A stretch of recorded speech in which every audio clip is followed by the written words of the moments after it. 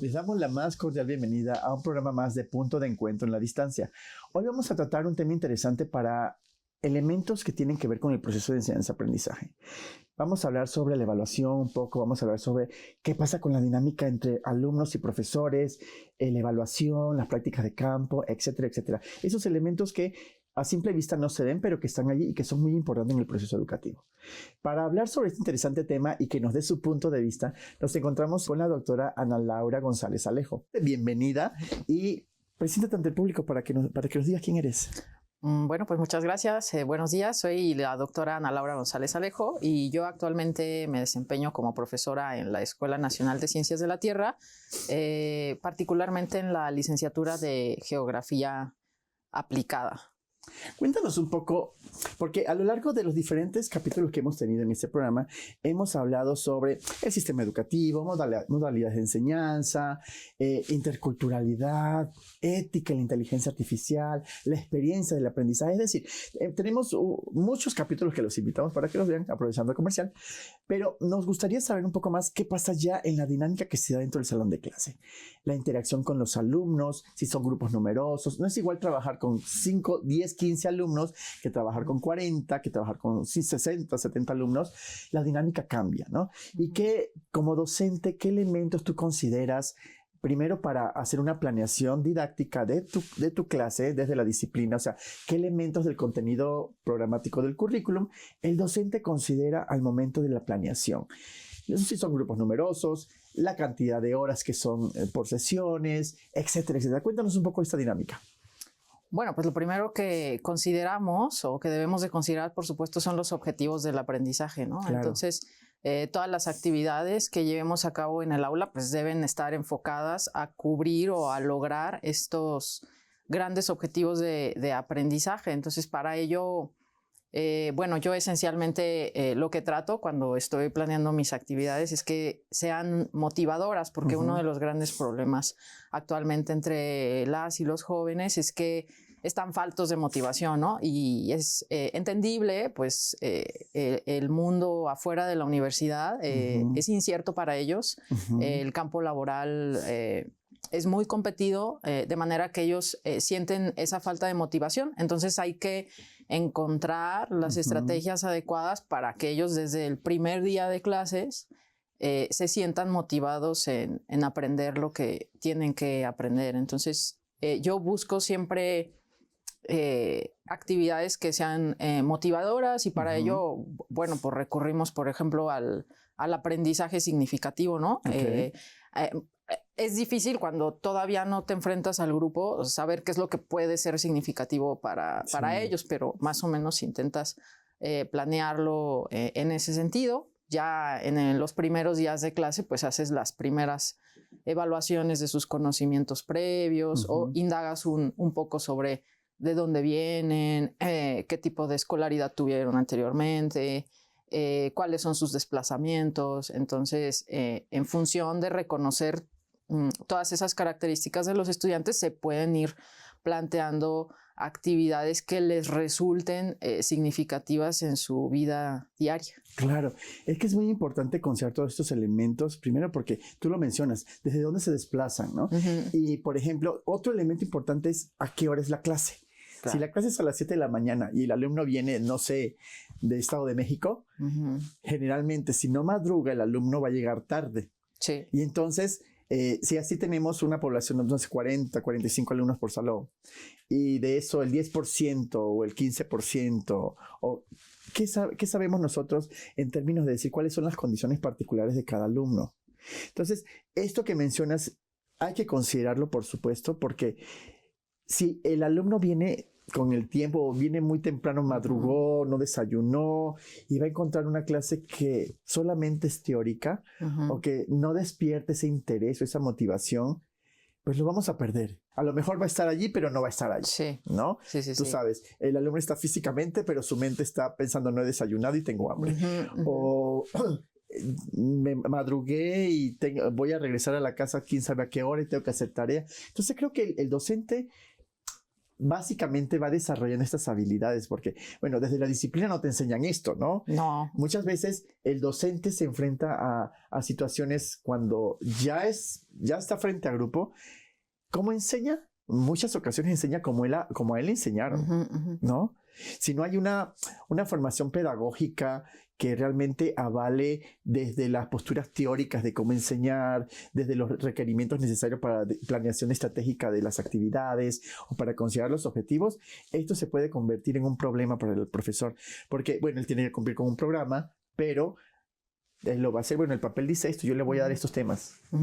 Pero si no hay esta sensibilidad de parte del docente, se puede convertir en un problema que actualmente el alumno lo puede evidenciar. Y bueno, cada vez más nos encontramos con clases en donde los alumnos levantan la voz y dicen, es que no me está enseñando lo que dice el programa. O el profesor no ha sido empático, que yo viajo 3 horas para llegar aquí, etcétera, etcétera. Entonces, creo que esto que mencionas es un tema muy importante al momento de la planeación. Hablemos un poco sobre la dinámica que se da con los alumnos. ¿Cómo son tus alumnos? Bueno, tenemos de todo, ¿no? Desde alumnos muy curiosos hasta alumnos que son sumamente apáticos y es justamente el reto, ¿no? Tratar de nivelarlos. También hay alumnos que traen muchos conocimientos previos o que por su contexto socioeconómico tienen otro tipo de aprendizaje que a lo mejor a los demás les va a costar un poco más de trabajo. Entonces sí tenemos una gran diversidad, sobre todo en los primeros semestres, donde son grupos muy numerosos de hasta más de 50 estudiantes, pues nos encontramos frente a este gran reto de la diversidad, ¿no? Y de tratar de atenderlos a todos, pues no lo llamamos por igual, porque si fuera igual, entonces unos se quedarían más rezagados que los otros, pero de atender a esa diversidad. ¿Y cómo haces esto? Bueno, es que es muy importante justamente intentar dialogar con ellos, conocerlos y conocer estos contextos, como te comento, para poder, porque difícilmente ellos se acercan a ti y te dicen de sus dificultades, ¿no? Ya es en el transcurso del tiempo que te das cuenta que hay unos que tienen que pedirle la computadora personal a sus papás, pero muy noche, cuando los papás ya se van a dormir, para ellos poder hacer las tareas. Entonces, este tipo de problemas pues lo tienen algún número de alumnos, mientras el otro pues tiene todas las facilidades en casa, ¿no? Unos no tienen internet, y así varias dificultades en las que tienes que considerar, ¿no? que considerar para la realización de las actividades, para las evaluaciones, sí. Desde la parte teórica, desde la parte de la teoría pedagógica, hay algunos planteamientos que establecen, bueno, pues estilos de aprendizaje o estilos de enseñanza, ¿no? Estilos de enseñanza por parte del profesor y estilos de aprendizaje por parte del alumno, ¿no? En donde, bueno, algunos son más visuales, que le pongas un documental o un video, o algunos son más auditivos, que el profesor dicte la clase, etcétera. ¿Tú consideras que estos elementos son importantes para el alumno, para que el alumno aprenda? Yo creo que sí son relevantes, pero como en mi experiencia he tenido grupos muy numerosos, es muy difícil de identificar estos estilos de aprendizaje. Entonces, bueno, pues una de las estrategias pues porque cuando tienes 3 o 5 alumnos, o incluso 10, puedes aplicar unas estrategias, ¿no? Pero cuando son grupos tan numerosos, pues realmente tienes que ser diverso. Y entonces como que tener un gran abanico de opciones para que todos puedan motivarse y aprender, o más bien no desmotivarse conforme va avanzando el semestre, ¿no? Entonces sí puedes usar documentales, puedes usar elaboración de historietas, puedes en un momento dado, claro, pues exposición frente al grupo, ¿no? Pero no puedes abusar de ninguna de estas porque entonces vas perdiendo el interés del grupo y es lo que menos quieres perder, ¿no? Por otra parte, pues hablabas tú de que muchos docentes lo que queremos es reproducir cómo aprendimos nosotros o cómo nos enseñaron, lo queremos reproducir ahora y es muy complicado. O sea, no hay manera de hacer eso simplemente porque antes la única opción que teníamos de aprender era asistiendo a clases. Sí. ¿No? Entonces, si te perdías la clase, pues ya habías perdido parte del contenido. Sí, claro. Muy importante. Hoy en día no funciona así. De hecho, tú tienes que dar clases que compensen haber ido al salón, ¿no? O sea, porque si tú vas a dar una clase que el alumno pudo haber perfectamente preguntado a la inteligencia artificial o que la pudo haber visto en un video, pues ¿para qué fue al salón de clases? Entonces, en clase, más allá de que conviertas en un expositor de contenidos o de teorías, lo que debes es hacer que haya discusiones, que haya retroalimentación y que haya un verdadero aprendizaje entre pares y entre estudiantes, alumnos y docentes. Claro. Y que compense justo que se hayan levantado a las 4 de la mañana para llegar a la clase de las 7 de la mañana. ¿Para qué llegar si pudieron haberlo hecho en su casa igualito? Claro. Sí, ese es un pensamiento, una postura muy, muy importante, muy interesante y aparte muy vigente, porque efectivamente, si el profesor va a dar una clase de un tema que yo lo puedo encontrar en internet o lo puedo preguntar a la IA o ya existen, porque luego también, tenemos una gama amplia de profesores como tenemos una amplia gama de alumnos. Sí, claro, ¿no? también. Tenemos el docente que a lo mejor todo lo saca de internet y todo lo saca de inteligencia artificial, o tenemos docentes que tienen sus cuadernos donde ahí tiene todo planeado, que luego el de la generación anterior te dice, profesor, va a hacer esto, esto y esto. Entonces, actualmente el proceso exige que dinámicamente se esté modificando todo, tanto el docente como el alumno, ¿no? Totalmente. Tú sabrás, porque compartimos pues, docencia en la universidad, pero hay sitios en donde los alumnos califican a los profesores, en donde dicen, incluso hay alumnos que preguntan, ¿quién conoce a este profesor? Ya sea en Facebook o sea en otras páginas, y en donde empiezan a hacer una encuesta que no es pues nada objetivo, por el contrario, es todo subjetivo, sobre la postura, la metodología o incluso la persona que está detrás de la docencia. ¿Qué opinas de esto? Bueno, yo no suelo considerar mucho ese tipo de opiniones. Yo en lo particular lo que hago es que al final de cada curso yo les pido una evaluación para mi curso que me sirva a mí.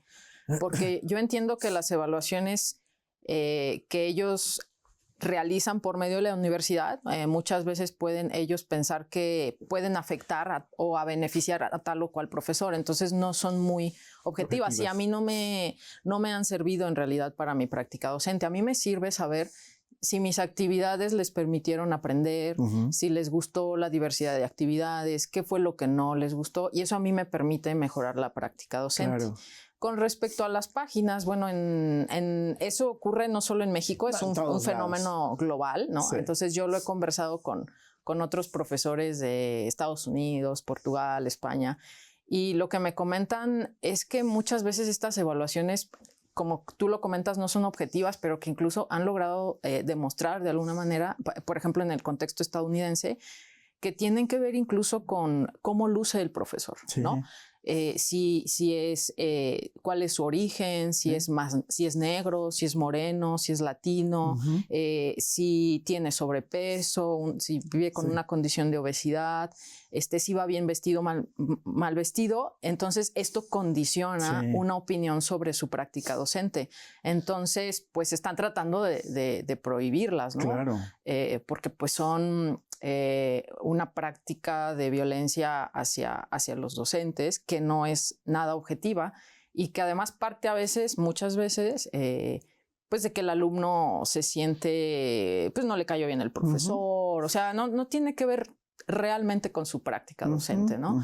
Entonces yo por esa razón no busco opiniones sobre mí, sino a mí me interesa directamente la opinión sobre las actividades. Claro, sobre el proceso. Sobre el proceso de aprendizaje. Es lo único que me interesa. Sí, yo creo que es una postura muy saludable. Sí. Porque, pues bueno, hay un refrán por ahí, un dicho por ahí que dice que el que expone se expone, ¿no? Y como docentes siempre estamos exponiendo y siempre nos estamos exponiendo, ¿no? Y bueno, hemos tenido cantidades de historias o de experiencias de colegas en donde han sido condicionados por esta situación, ¿no? Yo también tengo la experiencia por ahí de una colega, pero bueno, no es el tema, pero creo que sí es importante hacerle consciente al alumno que aunque sea en internet, lo que uno pone en internet puede afectar a otra persona. Y luego definitivamente, aunque estamos en un proceso de enseñanza, también la evaluación es un proceso subjetivo en la mayoría de los casos, ¿no? Y hablando de una evaluación que es meramente una opinión, es algo totalmente subjetivo donde no hay elementos más allá de la impresión que te da o de si te cae bien o te cae mal, ¿no? Que creo que estos espacios así que no están regulados se prestan para esto, para emitir todo tu enojo, para dejar por sentado toda tu inconformidad, ya sea porque te cayó mal o porque te calificó mal. O que te calificó mal, etcétera. Entonces creo que yo creo que es importante que uno no se enganche con eso, ¿no? Y generalmente cuando les va bien, no dicen nada. Entonces, yo por eso no ni considero la opinión sobre otros colegas ni sobre mí misma, ¿no? Sí, exacto. Sí. Hablemos un poco sobre las prácticas. ¿Cuál ha sido tu experiencia en términos, porque tu materia no solicita, incluye, considera dentro de su plan de estudios, dentro de su plan, las prácticas? Las considera para la geografía aplicada. Es muy importante que el alumno tenga prácticas de campo porque pues es un laboratorio vivo para nosotros. Claro. Es como nuestra parte más importante del aprendizaje. Entonces, sí las considera y tienen que ir vinculadas. O sea, mucha gente podría pensar que son, bueno, incluso los alumnos podrían pensar que son paseos, pero es todo lo contrario. No tiene nada de paseo. Son viajes muy pesados que implican muchísima logística por parte de los profesores, pero también de secretarías administrativas.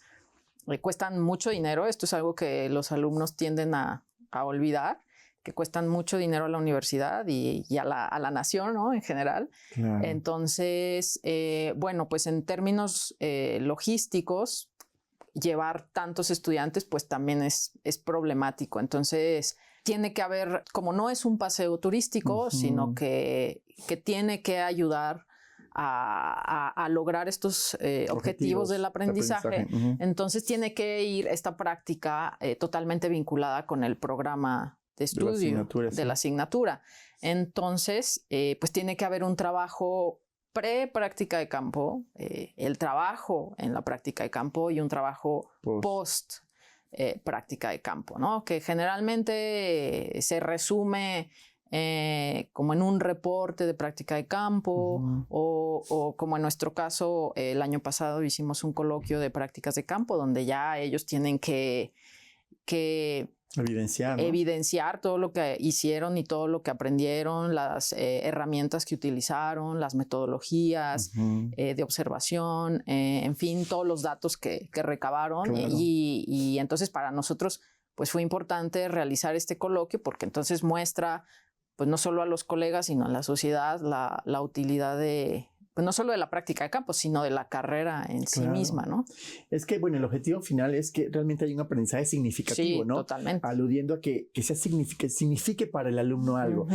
En muchas ocasiones, y no sé en tu formación, pero en nuestra época, muy pocas veces salíamos a las prácticas o casi no estaba, bueno, no sé, en la parte particularmente en mi carrera, no sé en la tuya, en tu formación disciplinar, pero el poder salir, lo que involucra el compromiso de montarse en un camión, de trasladarse geográficamente a otra área, de pernoctar en otra área, todo lo que significa eso, le da un valor agregado a la propia experiencia de aprendizaje, ¿no? Porque incluso te permite recordar, cuando yo fui a esa práctica vimos esto y esto, y cómo articulas esos conceptos que se ven dentro del salón de clases con cuestiones que estás viendo directamente de la naturaleza o del paisaje geográfico o lo que sea. Entonces creo que sí son importantes para ciertas disciplinas, creo que tal vez más, pero también conlleva una responsabilidad para los participantes, tanto el docente, la parte administrativa y los alumnos. Porque sacar a un alumno de los predios de la universidad es un riesgo. Entonces, ahí sí les recomendamos a todos los alumnos que están en práctica, tramiten su seguro, por favor. Es conveniente y es necesario. De hecho, es un requisito para poder irse de práctica. Pero bueno, ¿qué podés tú rescatar de esta dinámica que se da entre los alumnos?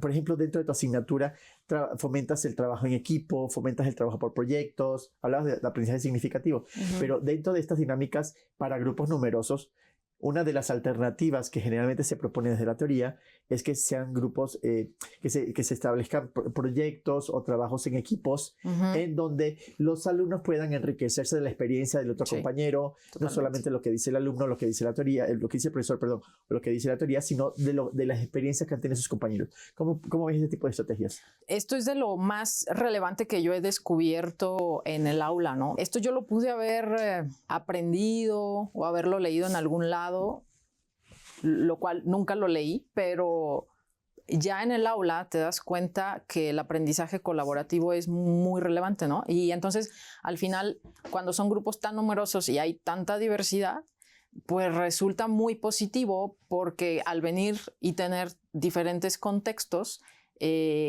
cada uno de ellos tiene diferente tipo de conocimiento. Entonces, cuando los pones a una encomienda en equipo, es interesante que puedan aprender uno de los otros según los distintos contextos, ¿no? A mí de lo que me resulta más significativo en lo que he visto hasta ahora en el aula, sobre todo porque yo daba una materia que se llamaba Geografía Rural, era de nuestros estudiantes que venían de Milpa Alta o de Xochimilco. Ellos por lo general aportaban muchísimo a las discusiones debido a los contextos en los que ellos se encontraban. Empezaban a hacer, de acuerdo con lo que veíamos en clase, observaciones sobre el contexto en donde ellos venían y se empezaban a interesar más, a investigar más, y entonces eran los que más aportaban. Entonces, en ese sentido, yo pienso que es muy importante cómo entre ellos pueden ir aprendiendo. Más que lo que el profesor les pueda aportar. El profesor aporta en gran medida esta planeación y estas actividades y estos análisis, pero ellos también con su experiencia pueden ir aportando muchísimo al aprendizaje. Ya casi para cerrar, háblanos un poco sobre la evaluación. ¿Qué opinas tú? ¿Una evaluación de proceso, una evaluación final, una evaluación sumativa, diagnóstica, formativa, etcétera? Bueno, yo creo que todas son complementarias. Primero, a mí me gusta hacer una evaluación como diagnóstica. Eso es de las primeras cosas que hago en todas las asignaturas que he tenido oportunidad de dar, porque me permite ver dónde estamos, ¿no? Y eso me permite al final, cuando hago una evaluación, digamos, final del curso, saber cuánto avanzamos. Entonces, pero para saber cuánto avanzamos necesito saber dónde estaba al principio. Entonces, pues con base en las asignaturas anteriores, yo digo, bueno, ellos deberían hasta ahora saber este tema, este otro tema, y luego te das cuenta que en realidad no lo saben, ¿no? Entonces ahí refuerzas un poco para tenerlos un poco en el mismo nivel a todos, y de ahí arrancas con tus actividades. Y entonces ahí yo lo que me gusta hacer, pues sí es como una evaluación formativa, ¿no? Que va evaluando el proceso. No les doy una calificación sobre ese proceso, pero yo voy observando si están participando, si están aprendiendo. Y sí, lo que te puedes dar cuenta es que conforme avanza el curso, pues van hablando mucho más, van participando más, van ejecutando mejor, y entonces te das cuenta si van aprendiendo o no. Hay actividades que definitivamente no han funcionado y entonces con una evaluación de este tipo te permite regresarte y decir, no, o sea, con esta actividad el aprendizaje no se logró, entonces voy a buscar otra manera de que este tema quede claro y entonces la evaluación formativa permite eso, permite regresar y permite también ser paciente con el proceso de aprendizaje de cada estudiante, porque hay algunos que queda la primera y otros que requieren un mayor esfuerzo o inversión. Sí, como el ritmo, ¿no? El ritmo, sí. No todos van al mismo ritmo. Y si yo opto por una evaluación, digamos, sumativa al final de cada unidad, me limita bastante porque pues es como penalizarles el error, ¿no? Como, bueno, no aprendiste, no sé por qué no aprendiste, pero es tu problema. Es tu problema y no mi problema. Ajá. Y yo me sigo al siguiente contenido. Entonces, yo no suelo utilizar la sumativa, sin embargo, sirve porque pues te permite evaluar hasta qué punto sí aprendieron o no. Claro. Entonces, cuando yo hago mucha evaluación formativa, pues sí, al final yo pido un proyecto, o sea, y bueno, ahí evalúo finalmente todo lo que aprendieron, pero yo creo que son complementarias, o sea, una no es mejor que otra. Yo creo que lo mejor es utilizarlas todas y en ese proceso estoy de poder ejecutarlo. Ok. Muy bien, algo que le quieras decir a la audiencia antes de despedirnos, se nos fue el tiempo como agua, algo que quieras recalcar o reafirmar con ese proceso o esa dinámica que se da entre alumnos y docentes. Bueno, que yo creo que en el marco del contexto actual, pues debe haber un mayor respeto entre docentes y estudiantes, ¿no? De ida y de vuelta. Claro. Sí, creo que eso es algo que actualmente hemos estado teniendo serias dificultades entre alumnos y ellos sienten que son atacados por los docentes, pero los docentes ya se sienten con miedo a los estudiantes, ¿no? Yo creo que asistimos a dar clases con bastante temor de lo que pueda pasar y entonces yo creo que ahí sí debe haber un respeto mutuo. Ok, muy bien, muchísimas gracias. Yo creo que con esta sentencia que finalizas esta plática, creo que la rescato, creo que el respeto debe ser ese nodo que articule todo el proceso, ¿no? Tanto, primero, reconocer que somos seres humanos, todos estamos dentro de un salón compartiendo un espacio para beneficio mutuo, para que el alumno aprenda, para que el docente dé su conocimiento y pueda también enriquecerse de las experiencias de los alumnos y mediadas por el respeto, creo que el proceso puede llevarse pues, de una forma mucho más agradable, mucho más significativa para todos. Nos vemos hasta la próxima. Realmente muchísimas gracias por participar en este programa. Encantada. Y nos seguimos viendo hasta la siguiente. Muchas gracias. Aquí seguimos.